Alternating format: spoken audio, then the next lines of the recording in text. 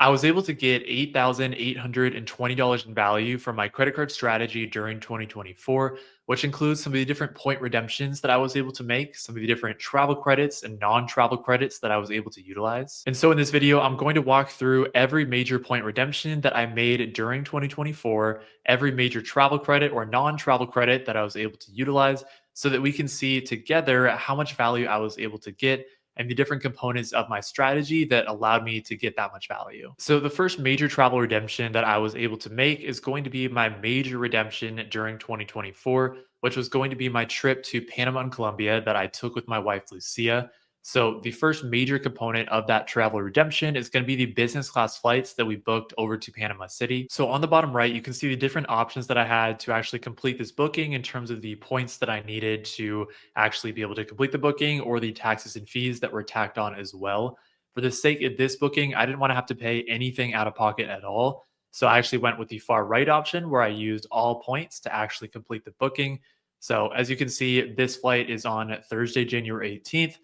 It's about a 4.5 hour flight and it's in business class on Copa Airlines. So, again, referring back to that previous screenshot, I needed about 65,000 aeroplan points to actually be able to make that booking. And here's actually that same exact flight for two people in business class on Copa Airlines. And as you can see, this is the same date on Thursday, January 18th on Copa Airlines from 2:38 p.m. to 8 p.m. So it's a nonstop 4.5 hour flight to Panama City. And the cash price for this exact same flight, if I were to actually book this in cash instead of using my points, would have been about $2,800. So if you take the $2,800 and the 65,000 Aeroplan miles that I used to actually complete this booking, I actually got over 4 cents per point, which is great value. So that first flight redemption on Copa Airlines in business class was to actually get to Latin America. So to get from the United States down to Panama for any of the flights that I had like during the duration of the trip. So basically when we went from Panama to Colombia, I then traveled around a couple different places within Colombia as well. I basically booked cash for those flights. The reason for that is just because they were a lot cheaper and we typically just flew in economy. So I wanted to go for those lower cash options for that and then make sure that any of the more long haul flights that costed a lot more, I was able to cover entirely with points. So as an example of that, right here, I have a screenshot pulled up of exactly what the return flight was. So essentially when we were in Colombia, we went first to Medellin, and then from Medellin, we went up to Cartagena. And so we basically finished our trip in Cartagena, Colombia, and flew back to the United States from there. So this is the flight that we booked. We basically went from Cartagena to Austin, Texas.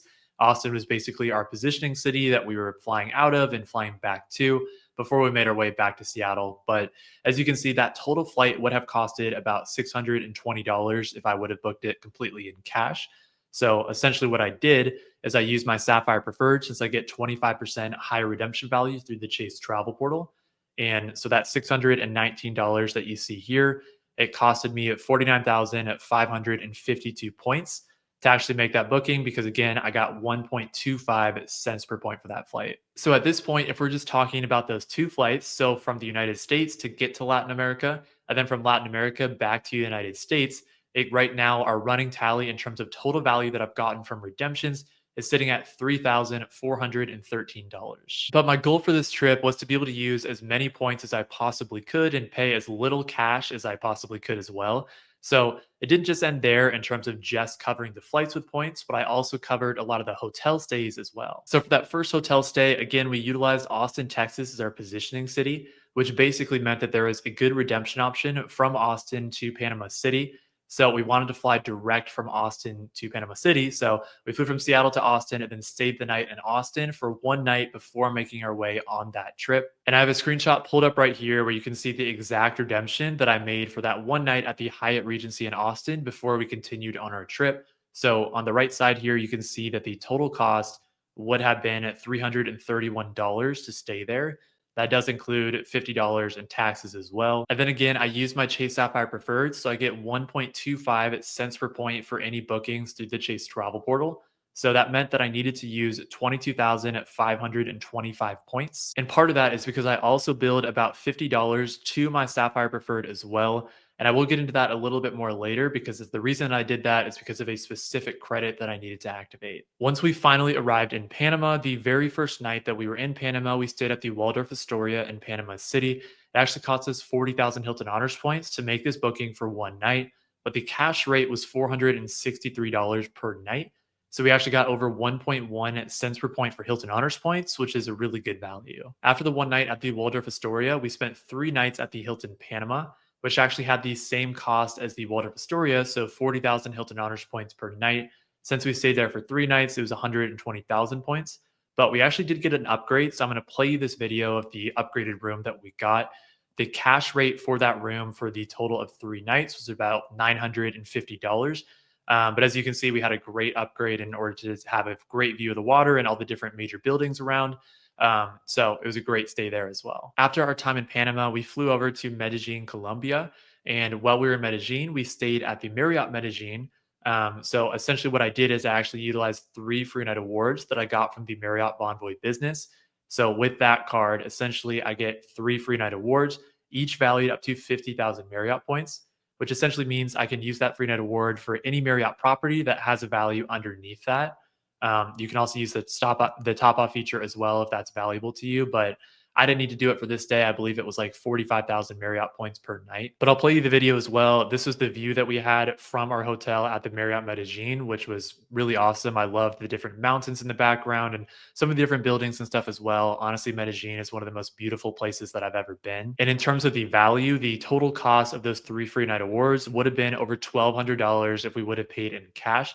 So we got really good value out of those 3 free night awards, if I have to say. From Medellin, we flew up to Cartagena, Colombia, and we spent one night in Cartagena. So we stayed at the Hyatt Regency in Cartagena. So basically, we hit Hilton, Hyatt, and Marriott properties all in this one stay. Finally, from Medellin, we flew up to Cartagena, Colombia, and we spent one night in Cartagena. Essentially, at this point, we have stayed at Hilton and Marriott's. And so this property is actually the Hyatt Regency Cartagena. So we basically stayed at the big 3 hotels all in this one trip. Essentially, what we did for the booking is we had built points that we transferred over to Hyatt.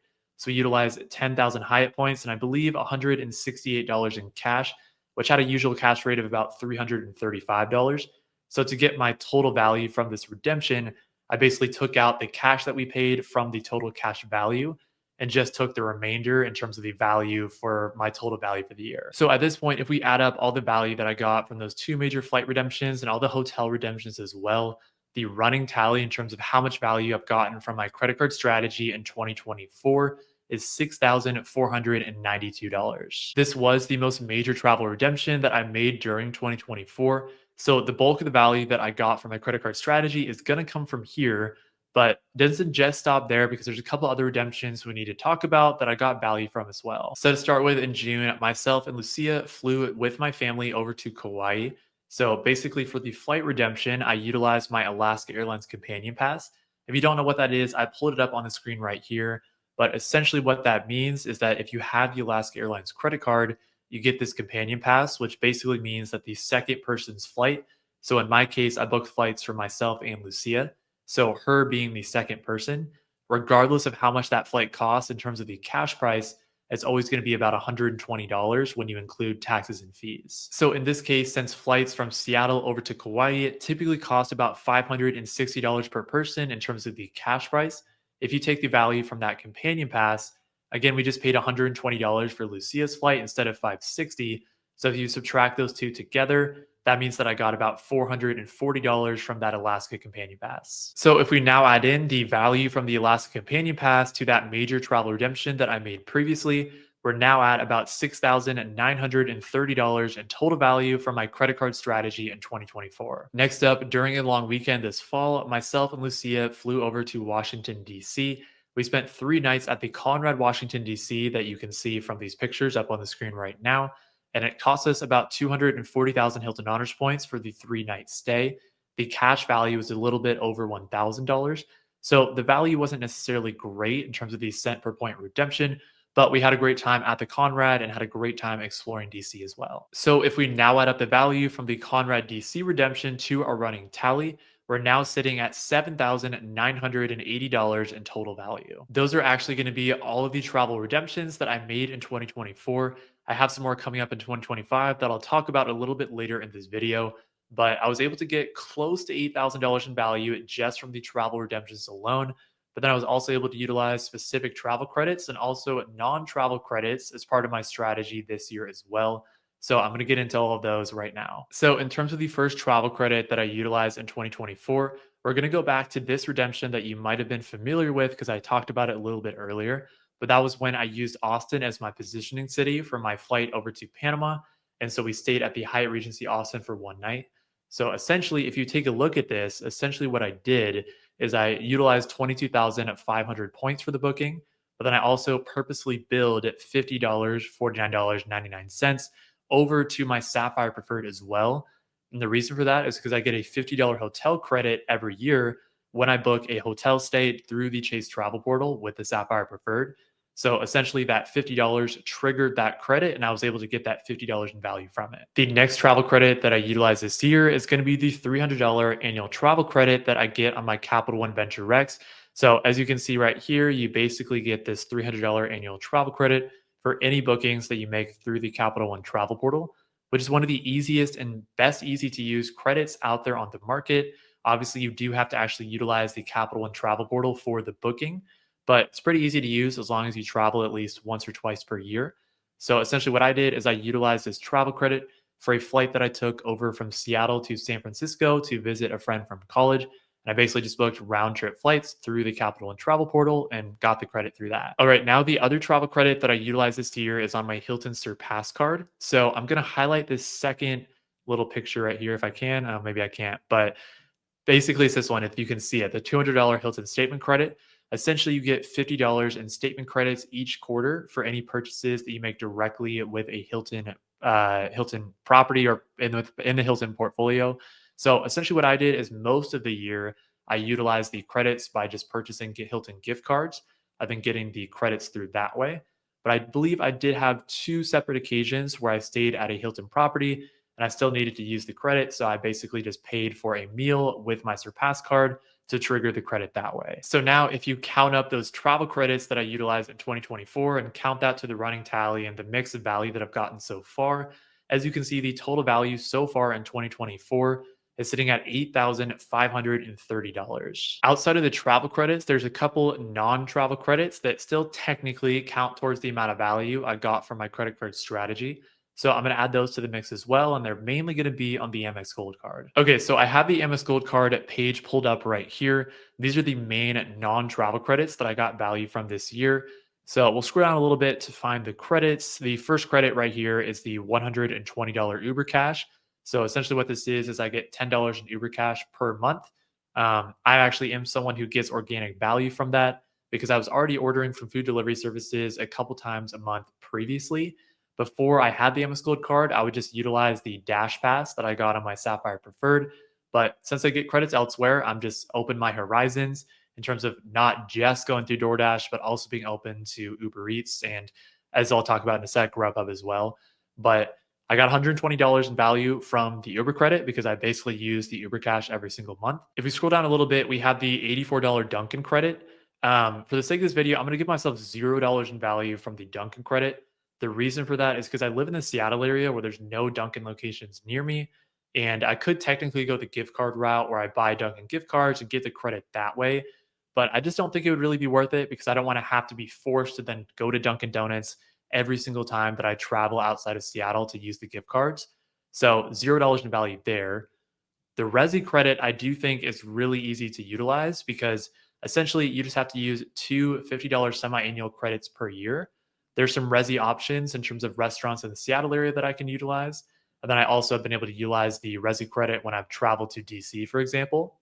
So I think just for 2 date nights per year, that's going to be a pretty easy credit to use as long as you live near a major city. So it works pretty well for me. And then the last credit is the $120 dining credit, which is split up into $10 statement credits per month. I do technically just use that dining credit for Grubhub. So I have the same philosophy with the Uber credit and the dining credit as well. Basically, I just go pick up Grubhub once per month and get myself a meal. So if we now add in the value that I got from the Amex Gold credits as well, we get to my total value that I got from my credit card strategies in 2024, which is $8,820. And to be honest, I didn't even think it was going to be this high. There are a couple things that I want to discuss just with all this context in mind as well, in terms of how much value I got from my credit card strategy. And the first thing is that annual fees are increasing. If you take a look at the total annual fee across my credit card setup, It's only drastically gone up over the past couple of years. And obviously, some of that is allowing me to get as much value as I did. But at the same time, I have to be conscious of how many annual fees that I'm paying and what the total sticker shock looks like to my bank account and stuff like that. But ultimately, my goal is always going to be just to make sure that I'm tangibly valuing every benefit or credit. And if I'm getting more value than the annual fees, then in some ways, I don't really care what my annual fees are because I could be paying $100,000. Obviously, it wouldn't actually get to that point, but let's just say I was paying $100,000 in annual fees, but I was getting $200,000 in value. Technically, I mean, I would still probably pay that price because I'm just getting so much more value. Obviously, that's just not something that's applicable to my life right now and probably never will be. But the concept being, if the value is higher than the annual fee, I don't care what the annual fee is. The second thing that I want to keep in mind is that, yeah, I did get over $8,800 in value from my credit card strategy in 2024. But you want to keep in mind that I'm just valuing everything based off the cash value of what that flight or hotel would have costed. But in some ways, that brings up the cent per point argument because, as an example, like when we went to Panama and booked business class flights on Copa Airlines, yeah, that would have been a $2,800 cash value. But was I really ever going to pay $2,800? Probably not. If I would have had to pay that much, I probably would have tried to figure out a way to book it for way cheaper and just sit in economy and bite the bullet. So that's just one thing to note as well. I think there's definitely an argument to be made that probably some of that is a little bit inflated just because realistically some of the cash values are too high from what I realistically would have paid. Finally, I will have a full video on this coming out somewhat soon, but I wanted to give you a quick preview on what my redemptions are going to look like in 2025 and beyond that as well. So first, I'm going to Taiwan during the first couple months of 2025 and I'm super excited for that trip. We're going to be flying on Delta One suites from Seattle over to Taipei. And then I'm going to utilize some different hotel redemptions while we're there as well. And then obviously we're going to use points on our flight back too. So that's going to be probably my most major redemption during 2025. I typically make 1 to 2 major redemptions per year. And so Colombia and Panama was it in 2024. Taiwan is going to be it in 2025. And then in 2026, I know I'm getting a little bit ahead of myself, but essentially we're building up Marriott points and Aeroplan points to book business class flights over to Africa and then stay at the Marriott Masai Mara in Kenya because that's been high up on our bucket list for a long time to be able to go on a safari in Africa. So we're super excited about that trip coming up in 2026. And then outside of that, I do have a bunch of free night awards across different hotel cards and different points I could potentially utilize as well. So I'm sure there'll be some weekend trips I utilize free night awards for, and then potentially going to Puerto Rico in late 2025 for the credit card meetup. So I'm hoping to go to that as well. And I'll probably use Hilton points if I go to Puerto Rico. But thank you all so much for watching this video. I really appreciate all of you for watching, and I hope you all have a great rest of your day. Peace.